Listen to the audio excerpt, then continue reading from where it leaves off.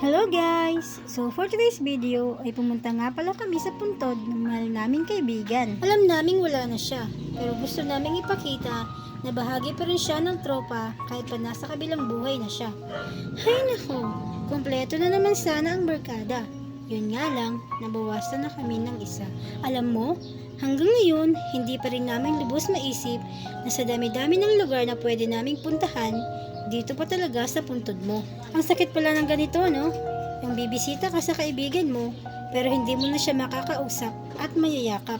Hindi namin nakalain na darating yung panahon na magiging alaala na lang ang lahat ng tawanan, kwentuhan, at kahit walang sense ang usapan ay masaya na. Habang papunta kami sa iyo, sobrang bigat sa dibdib.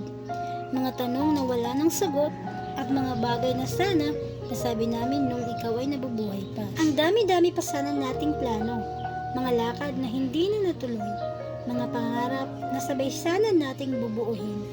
Pero biglang, ang hirap tanggapin na minsan sa buhay, hindi lahat ng gusto nating mangyari ay nangyayari.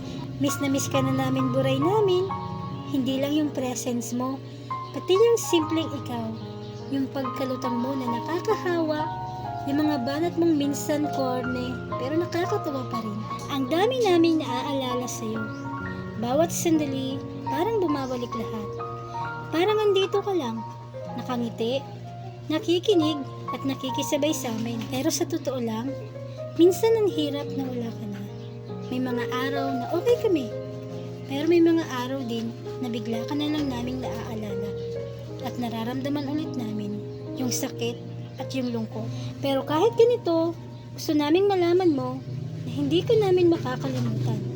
Dala ka namin sa bawat kwento na kinukwento pa rin namin. At sa bawat tawa na minsan ikaw ang dahilan. Sana payapa ka. Sana masaya ka. Dahil yun lang ang gusto naming isipin na okay ka. Salamat sa mga alaala. Salamat sa friendship na meron tayo. Hindi man namin lubos na maintindihan kung bakit nangyari ito.